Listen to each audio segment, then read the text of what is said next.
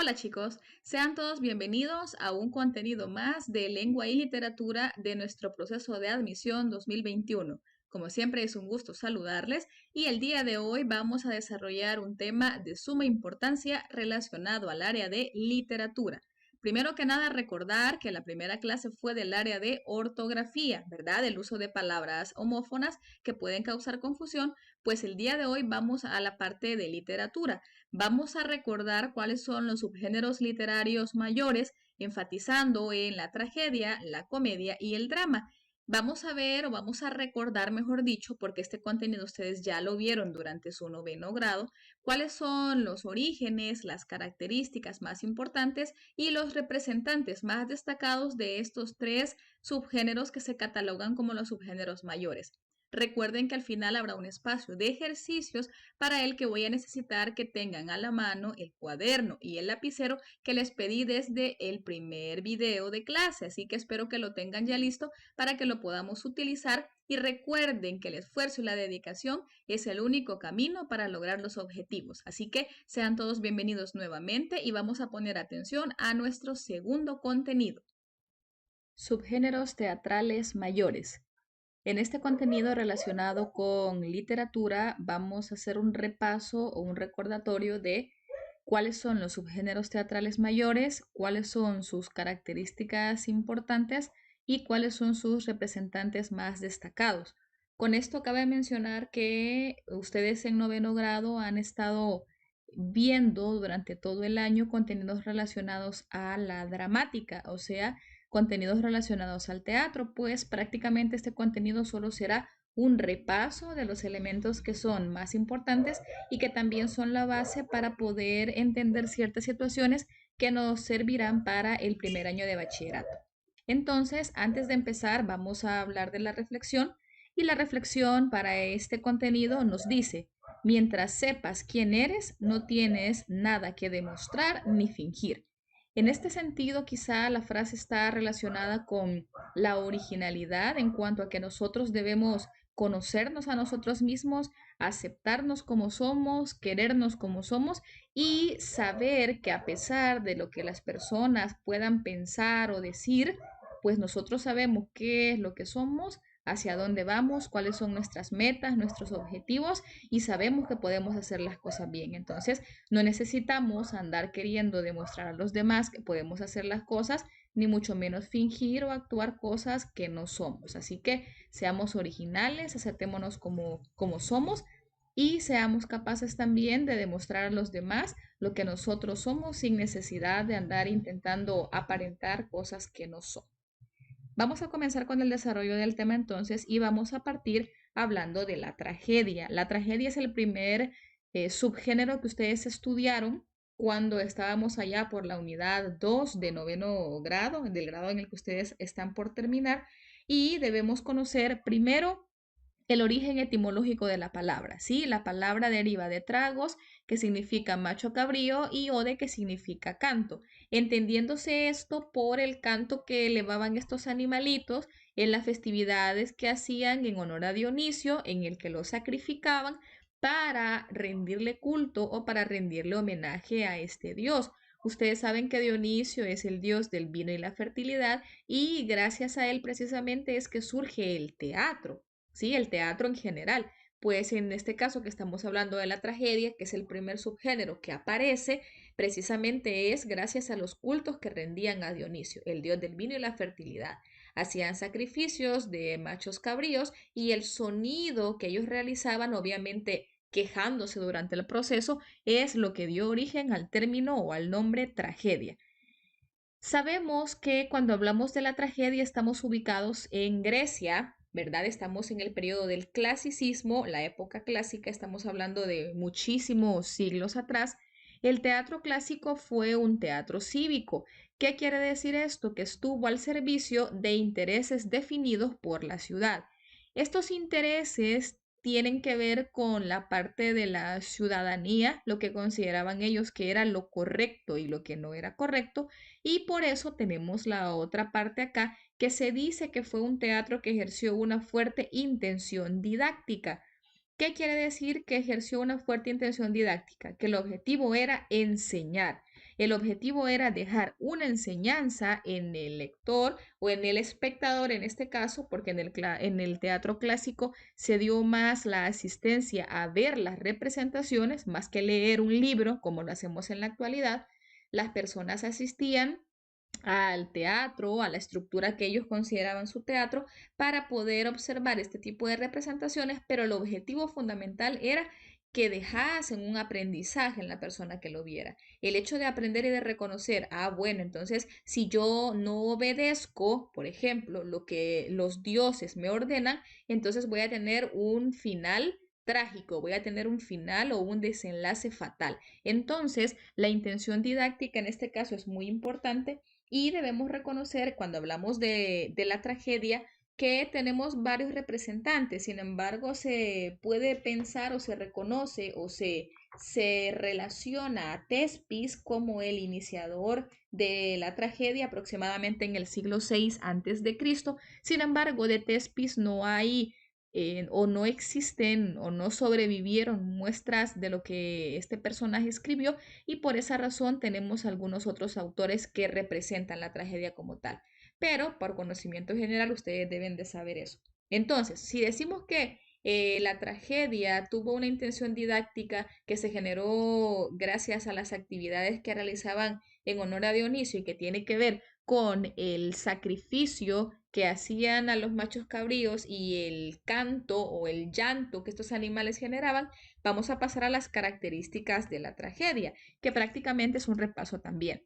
Primero, el terror y la compasión son los elementos constitutivos. Sabemos que el terror y la compasión en este caso son quizá los pilares fundamentales sobre los que se sustenta la tragedia. ¿Por qué? Porque las acciones, porque lo que va pasando, en este caso el personaje, el protagonista o el héroe, como lo conocemos también, está relacionado con situaciones que son bastante fuertes, bastante duras, y eso nos lleva a la segunda característica que está relacionada con el elemento patético. Esto está formado por sentimientos de terror y compasión. Y acá también debemos recordar la palabra catarsis. Si ustedes se acuerdan, la catarsis es cuando la persona o el espectador que está presenciando la puesta en escena se identifica con el personaje y puede llegar a decir, hey, pobrecito, o qué malo que le pasó, o sentir ese sentimiento de compasión hacia él. Eso es la catarsis y que se genera precisamente por el elemento patético que tiene relación también con el terror y con la compasión. Luego, la fatalidad del destino es algo que no se puede cambiar. El destino en este caso y según los griegos ya estaba establecido. Por más que se quisiese cambiar, pues no se podía. Ustedes probablemente ya hayan tenido acercamiento o hayan leído las tragedias griegas y vamos a mencionar en este contexto a la tragedia de Edipo Rey. Si ustedes se fijan o si ustedes recuerdan, en el caso de Edipo Rey, él intentó huir de su destino. Desde el conocimiento de lo que iba a pasar por parte del oráculo, intentó huir. Luego, la parte ya de las situaciones complicadas, en el caso del propio Edipo, que mata a su padre, se casa con su madre, pero no fue con intenciones, sino que fue por intentar huir del destino. ¿Qué sucedió? Se lo encontró más rápido. Entonces, el destino era pues fatal y era algo inmanente que no se podía cambiar y obviamente esto estaba manipulado o era dirigido por fuerzas superiores a la de los héroes o antihéroes, en este caso porque también en la tragedia existe el antihéroe, que es el personaje que vive sus propios valores, pero su marco de valores es opuesto al que reconoce la sociedad, o sea, el antagonista, si lo vemos así. Entonces, estas fuerzas superiores definitivamente son los dioses. Sabemos que estamos ante una época politeísta, ¿verdad? En la que habían muchos dioses y los dioses eran los que bajo las órdenes o bajo el dominio de Zeus tenía cada uno su parcela y cada uno podía influir en la vida de los humanos. Y luego la otra característica es el origen noble de los protagonistas, ya sea que estos fueran personajes históricos, legendarios o ficticios, o sea, eran personas hasta cierto punto buenas, con valores aceptables, pero que cometían ciertos errores que al final desencadenaban una serie de sucesos cuyo desenlace o cuyo final era fatal y era triste. Dentro de los representantes de la tragedia, vamos a recordar a los tres más importantes, que son Esquilo, Sófocles y Eurípides.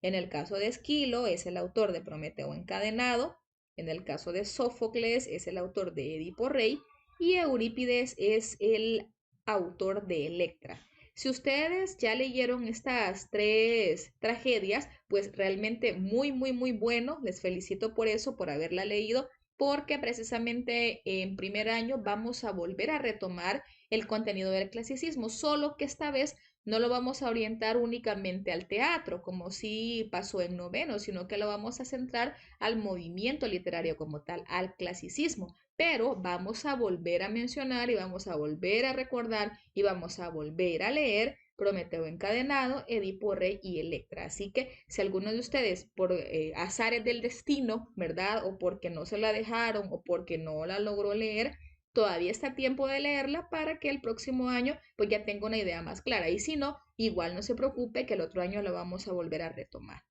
Vamos a ver un corto video acerca de una de las tragedias. Esto es para que sea un poco más interactiva la clase y para que usted también tenga una idea, si no ha leído esta obra, pues que sepa de qué se trata y que de una manera un poco más animada usted pueda tener una idea respecto a ello. Así que pongamos atención.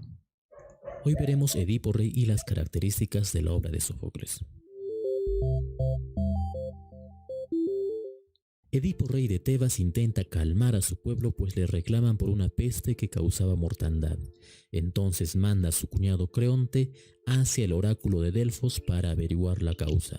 El oráculo revela que la peste no cesará mientras no se castigue al asesino del rey anterior, Layo. Descubierta la causa, inicia las averiguaciones e interroga a Tiresias, un anciano adivino quien no quiere decirle la verdad, pero al final lo hace acusándolo a él. Edipo fue proclamado rey de Tebas porque la liberó de la monstruosa esfinge, luego se casó con la viuda de Layo, Yocasta. ¿Por qué sería él el asesino? Progresivamente Edipo se irá acercando a la verdad. Su esposa Yocasta le revela las circunstancias en que su anterior esposo Layo encontró la muerte cuando un viajero atacó la carroza en que iba viajando con algunos acompañantes. Edipo recuerda una situación similar en la que él era este viajero. Seguidamente un mensajero viene desde Corinto para anunciarle la muerte de su padre Pólibo, pero luego le revela que Pólibo no es su padre. Edipo quiere saber más de su pasado, pero Yocasta ha deducido la verdad y se va. De esta manera se comprueba que el anuncio del oráculo hace mucho tiempo se cumplió. Se revela que Layo había atravesado los pies de su hijo Edipo con fírulas y lo había mandado a matar a un pastor, pero este se limitó a entregarlo al mensajero de Corinto, quien lo llevó al palacio real de Pólibo, donde lo criaron como su hijo y le pusieron el nombre de Edipo, que significa el de los pies hinchados. Edipo entonces se mira las cicatrices que siempre ha tenido en los pies y cuya causa ignoraba. Había matado a su padre. Al confirmar la verdad, Edipo se saca los ojos y Yocasta se ahorca con sus propias trenzas. Al infortunado rey solo le queda el destierro. La obra culmina cuando Creonte queda como rey y al cuidado de los hijos del trágico Edipo. Estas son las características de la obra. Sófocles nació en Colono, cerca de Atenas, en una familia acomodada. A los 16 años fue elegido director del coro para celebrar la victoria de Salamina. En el 468 a.C. se dio a conocer como autor trágico al vencer al gran Esquilo en el concurso teatral de las fiestas dionisíacas. Sófocles llegó a escribir hasta 123 tragedias para los festivales en los que se adjudicó 24 victorias. Se conservan en la actualidad, aparte de algunos fragmentos, tan solo 7 tragedias completas. Al igual que en la literatura clásica, las obras de Sófocles poseen intertextualidad ya que se relacionan entre sí. Entre las características de su obra podemos mencionar: aumentó a 3 el número de actores en escena. Además, profundizó en la moral y psicología de los personajes. Prefirió el drama aislado y no la trilogía. Al igual que Esquilo, disminuyó la intervención del coro y dio mayor importancia al diálogo. Priorizó y agotó en todo lo posible la predestinación fatalista. El hombre se debate entre el poder de los dioses y la voluntad de los hombres. Ante la solemnidad y la grandiosidad se sobrepone la humanidad. Sus personajes ya no son dioses, sino hombres. Finalmente solo comentaremos que Edipo Rey es la tragedia griega más conocida y más representada hasta nuestros días. Gracias por ver este video. Si te ayudó, puedes suscribirte a este canal. Bien, si se fijaron en el video anterior, nos introdujo un poco en la obra Edipo Rey de Sófocles, que es quizá de las más conocidas tragedias hasta nuestros días, o más representada también, y un poco acerca de el autor, acerca de Sófocles y algo respecto a su vida y a su obra. Ahora vamos a pasar a la comedia. La comedia es, digamos que, el subgénero opuesto a la tragedia y definitivamente las características o en cuanto a lo que debemos conocer antes de saber un poco más acerca de las obras es que la comedia tiene un tono alegre y humorístico y su argumento proviene generalmente de la mitología o las leyendas. ¿Qué quiere decir esto? Y la clave está acá precisamente, que la comedia ya es un poco más amena en cuanto a los contenidos que trata y en cuanto a la forma de abordarlos. ¿Por qué? Porque el objetivo era provocar la risa del espectador. Tal vez no es cuestión de pensar que son chistes lo que se están contando y que vamos a pasar carcajeando, pero hay situaciones o episodios de cada una de las comedias que hacen jocosa la situación, que hacen que nos podamos reír o que nos pueda generar un poco de chiste los enredos que se pueden ver representados ahí y además que hay situaciones burlescas donde se satirizaban las costumbres y a personajes conocidos de la época. O sea que había una sátira, había una burla. En unos casos era específica a ciertos personajes, en otros casos era una crítica más social o más a nivel de grupo o de comunidad. Y precisamente por eso es que la comedia se dividió en tres periodos característicos que ustedes ya también deben recordar. Tenemos la comedia antigua, la comedia media y la comedia nueva. Cada una tuvo características, digamos que un tanto distintas. En el caso, por ejemplo, de la comedia antigua, era la que hacía una sátira de tipo político, o sea que acá se tiraba o se criticaba a personajes que tenían que ver con el ámbito político. Y el máximo representante de este es Aristófanes. De Aristófanes también es muy probable que ustedes ya hayan leído alguna que otra comedia por ahí. Luego tenemos la comedia media y en la comedia media lo que sucede es que hay temas de carácter social. Siempre hay una crítica, pero ya no está orientada al punto de la política, sino que al punto de la sociedad como tal. Y la última, que es la comedia nueva, aquí ya no hay interés moralizador, sino que simple y sencillamente el objetivo era divertir. Entonces, ¿qué ha pasado o qué pasó? Que hubo una evolución de la comedia y pasó de ser sumamente específica en cuanto a personajes políticos a la parte social y luego a simple y sencillamente querer divertir. Pero vamos a ver las características de la comedia. La primera de ellas es que reflejan en clave de humor sucesos cotidianos.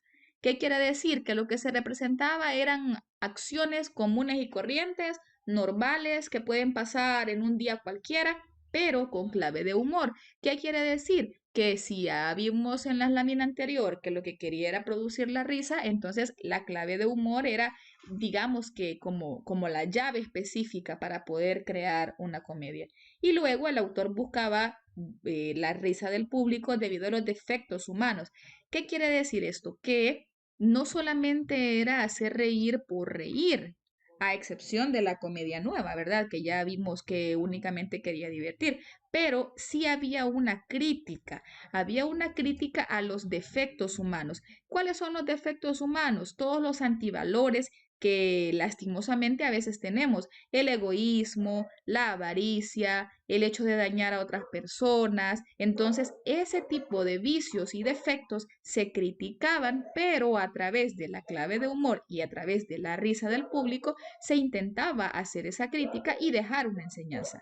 Luego el protagonista es un antihéroe A diferencia de la tragedia, que si ustedes recuerdan, en la tragedia teníamos a un héroe, pues acá es un antihéroe. ¿Por qué? Porque es el que encarna o el que refleja los defectos que ya mencioné en la característica anterior. Y el conflicto dramático de este antihéroe, que es el protagonista, es consigo mismo o con la sociedad. ¿Qué quiere decir? Que podía darse el hilo argumental en torno a sus propias características o situaciones que podían generar descontento o conflicto, o también en relación con los demás, ¿sí? En la interacción con los demás. Su final es feliz para la fuerza opuesta al protagonista o para todos. Acá con esto también hay que tener mucho cuidado en cuanto a saber que si la comedia lo que pretende es divertir, pues no hay finales trágicos, no hay finales como por ejemplo pasó en Prometeo Encadenado o en Electra o en Edipo Rey, que fueron finales catastróficos y desastrosos para los protagonistas. En el caso de la comedia, no. No quiere decir que todos terminaban felices por siempre o que todo fuera color rosa. Sin embargo, el final no era totalmente desastroso para el protagonista. Y luego utiliza un lenguaje popular.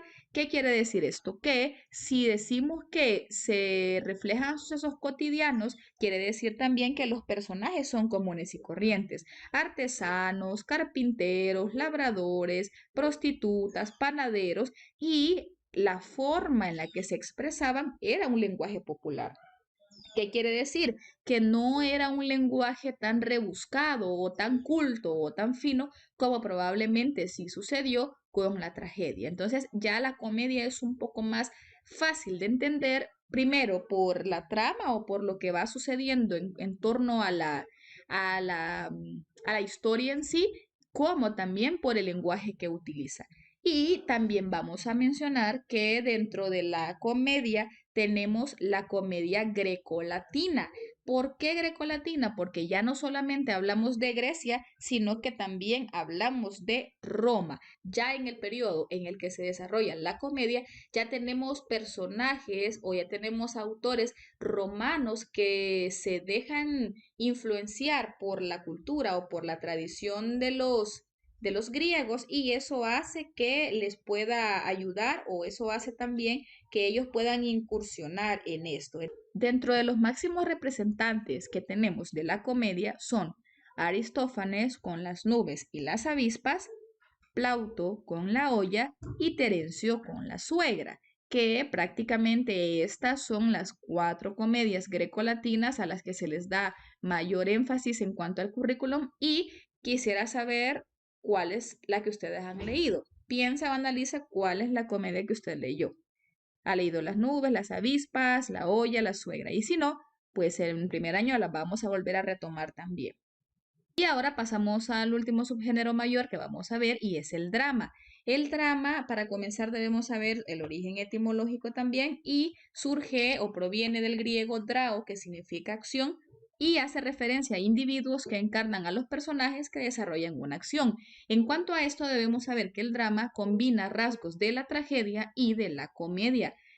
¿Qué quiere decir esto? Que el tono suele ser serio, pero que también se pueden encontrar partes o pasajes que son cómicos, y al final puede ser desgraciado, o sea, puede ser un final triste o puede ser un final feliz. Entonces, quiere decir, y por eso es que muchas veces también se puede reconocer como tragicomedia. Cuando a alguien, por ejemplo, le dicen, ah, es que se hizo dramático, probablemente sea porque está exagerando ciertas situaciones o porque está haciendo referencia a algo de una perspectiva trágica, y de repente puede ser que esté de una manera normal, que ya ande feliz, contento, alegre por cualquier cosa. Entonces, lo que quiere decir es que el drama combina rasgos de la tragedia con la comedia, y generalmente plantea cuestiones de carácter social o ético sobre las que se pretende que el espectador reflexione.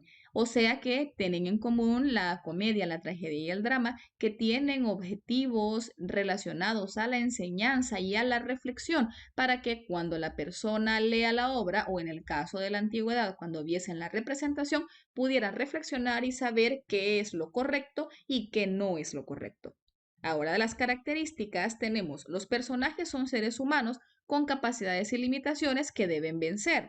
Definitivamente, como todos los seres humanos, hay virtudes, hay defectos, hay cosas positivas y hay cosas negativas, pues en el caso de lo que se puede ver reflejado en el drama son capacidades y limitaciones que se deben vencer, que se deben superar, y estas se van metiendo a lo largo de la trama de la historia en situaciones de carácter social o ético. Y también presentan conflictos dolorosos que producen problemas internos en los personajes, conflictos dolorosos. He ahí entonces la influencia de la tragedia en el drama. Y el desenlace puede ser infortunado o puede ser feliz, lo que ya les mencionaba. No hay una camisa de fuerza que nos diga que un drama va a terminar feliz o que va a terminar triste. Esto es a gusto del autor definitivamente. Y dentro de algunos dramas que podemos mencionar, ya si se fijan en el caso del drama, ya es un poco más reciente, ya los personajes ya no son propiamente de Grecia y de Roma, ya no son puramente clásicos, sino que ya estamos un poco más adelante, avanzando al siglo de oro español y el realismo. Entonces tenemos a Fernando de Rojas con la tragicomedia de Calisto y Melibea. Esta es una de las más conocidas, igual se conoce como La Celestina. Luego tenemos a Lope de Vega con El Rey sin Reino y tenemos a Henrik Ibsen con Casa de Muñecas.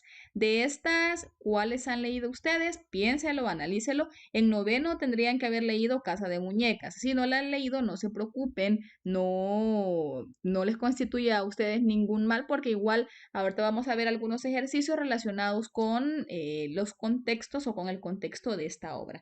Así que vamos a pasar a la parte de los ejercicios. Esta vez los ejercicios son un poco distintos porque viene la pregunta con las opciones de respuesta. Tenga listo su cuaderno para que usted vaya identificando cuáles son las respuestas y les repito el consejo, pueden ir parando o pausando el video para analizar su respuesta y luego después al momento de responder, pues que lo haga con conciencia, ¿verdad?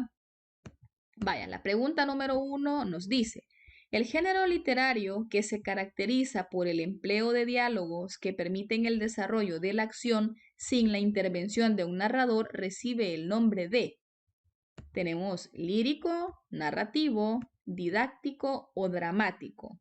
Fíjese bien en la clave, cuando usted lea una pregunta, analice qué es lo que se le está preguntando, ¿verdad? En este caso, género literario que se caracteriza por el empleo de diálogos que permiten la sustitución de un narrador, o sea que no hay narrador, sino que solo hay diálogos.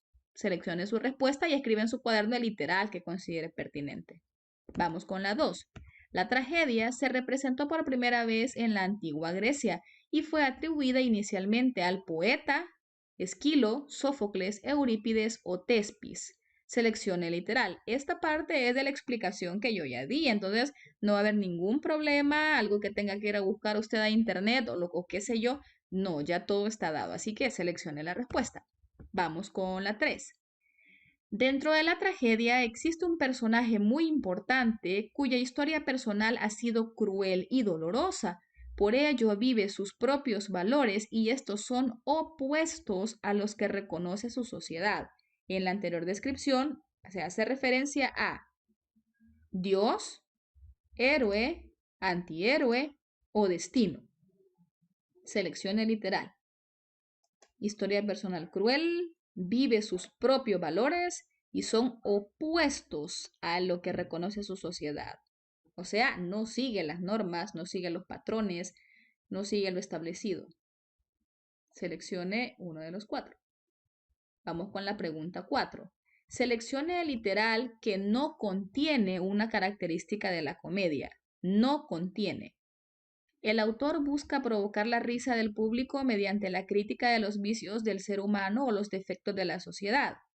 B. El conflicto dramático del protagonista es consigo mismo y no con la sociedad que lo menosprecia. C. El protagonista es un antihéroe, un personaje cuyas acciones representan un vicio o un defecto humano, por lo general es un arquetipo. D. Su fin último es provocar hilaridad debido a los defectos humanos, pero esta risa debe conducir a la reflexión. Si en un momento determinado usted no recuerda las características después de la explicación que yo di, pausa el video, retrocédalo, váyase a la parte donde explique eso, lo vuelve a ver y luego lo responde. La idea es que no lo conteste solo por contestar, sino que recuerden que esto es una preparación, que esto es un fogueo, es una práctica previa a su examen de admisión. Así que la idea es que lo vaya comprendiendo al 100%. Luego vamos con la 5. Para esta hay un fragmento, yo lo voy a leer. Es un fragmento de Los intereses creados de Jacinto Benavente. Si se fijan, es un texto dramático. Los personajes que intervienen son Leandro y Silvia. Leandro y Silvia. Entonces yo voy a leerlo y usted vaya viendo quién lo va diciendo, porque recuerden que no se menciona quién es el personaje que habla en un texto dramático, ¿verdad? Silvia, ¿sois vos? Perdonad, no creía hallaros aquí. Huí de la fiesta, su alegría me entristece. Mi padre se ha enojado conmigo. Nunca me habló de este modo. ¿Le perdonáis? Yo saldré sin que nadie lo advierta. Debo ir muy lejos. ¿Qué decís? ¿No os trajeron asuntos de importancia a esta ciudad? ¿No debíais permanecer aquí mucho tiempo? No, no, ni un día más, ni un día más. Entonces, ¿me habéis mentido? ¿Mentir? No, no digáis, he mentido. No, esta es la única verdad de mi vida.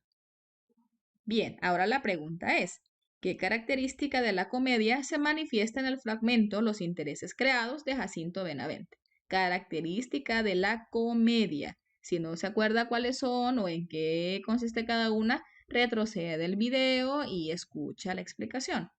A. Predomina la burla y el cinismo. B. Diálogos ágiles con preguntas y exclamaciones. C. Ausencia de acotaciones. Y D. Uso de la forma peninsular en verbos y pronombres. ¿Cuál es la característica de la comedia que se refleja aquí en el diálogo de los personajes? Analícelo y luego responde. Vamos con la 6. Este es un fragmento de Casa de Muñecas de Henrik Ibsen y con esta vamos a responder la pregunta 6 a la 9. Tenemos a los protagonistas hablando, Nora, que es la mujer, y Elmer, que es el esposo, para que entren un poco en contexto. Recuerden que esto, las acotaciones no se leen. Agradezco tu perdón. No, quédate. ¿Qué haces en el cuarto? Quitándome el disfraz. Sí, está bien. Procura tranquilizarte y reponerte, pajarito asustado. Descansa tranquila. Yo tengo alas lo bastante grandes para cobijarte. Pregunta. Selecciona el literal que contenga una acotación del texto. Esa está facilita. A. No, quédate. B. Quitándome el disfraz. C. Sale a la derecha. Y D. ¿Qué haces en el cuarto? ¿Cuál es la acotación? ¿En qué literal está la respuesta correcta? Fácil, fácil. Vamos con la 7. ¿Cómo se llama el lenguaje empleado en las intervenciones de los personajes? ¿Cómo se llama el lenguaje empleado en las intervenciones de los personajes?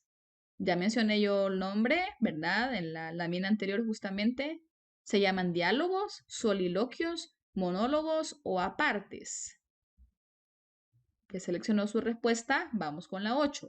¿Cuál es el conflicto que se presenta en el fragmento? Si no se acuerda del fragmento, retroceda al video, léalo otra vez y ahí está la respuesta para que se tenga la certeza de que le está saliendo bien. A. Nora es el emisor y Elmer es el receptor. B. Elmer actúa de forma machista. C. Elmer está salvado de la deshonra. Y D. Nora decide irse de casa. ¿Cuál es el conflicto? Analice, piense y luego responde. Y, para ir finalizando, vamos con la 9. ¿Qué elemento clasifica a la obra Casa de Muñecas en un drama? Ah, es un drama, perfecto. Ahora habría que ver cuáles son las características del drama que se pueden ver reflejadas en ese fragmento o en la obra completa, incluso si usted ya la leyó. A. Está protagonizada por personajes heroicos. B. Refleja sucesos cotidianos con final feliz. C. Identifica las tensiones que resuelven el conflicto. D. Plantea cuestiones de carácter social o ético. Y la 10. Al presenciar la representación de la obra Edipo Rey, ¿cómo se cumple la catarsis del público? Si fuésemos nosotros a ver Edipo Rey, ¿cómo se puede cumplir la catarsis? A. Reconoce y critica la soberbia de Edipo. B. Toma bando a favor de Yocasta. C. Reconoce la influencia del destino. Y D. Al identificarse con el dolor de Edipo. ¿Cómo nosotros como espectadores o cómo nosotros como lectores podemos sentir la catarsis cuando pasa qué de estas cuatro cosas? Y ahora que usted ya ha respondido, vamos a pasar a las soluciones. Si no ha respondido las 10 preguntas, detenga el video, no lo siga viendo y retroceda para escuchar la explicación del contenido o para resolver las preguntas. Recuerde que esto es una preparación para su examen, entonces lo ideal es que lo haga a conciencia. Yo sé que ustedes son personas honestas, así que hasta que ya hayan resuelto las 10 preguntas, entonces pasa. Así que de aquí en adelante, solo si ya contestó las preguntas, entonces pasamos. Y ahí está la tabla de las respuestas de la 1 a la 5 y de la 6 a la 10, para que usted sea su profesor y usted verifique en qué falló y si acertó en todo, pues perfecto. Estoy segura que hicieron un buen trabajo. Les agradezco por estar listos y pendientes y activos en el aprendizaje. Y recuerden, y les invito también a suscribirse al canal. Recuerden estar siempre pendientes y desde ya, bienvenidos a la comunidad Arrupe. Que tengan un muy bonito día.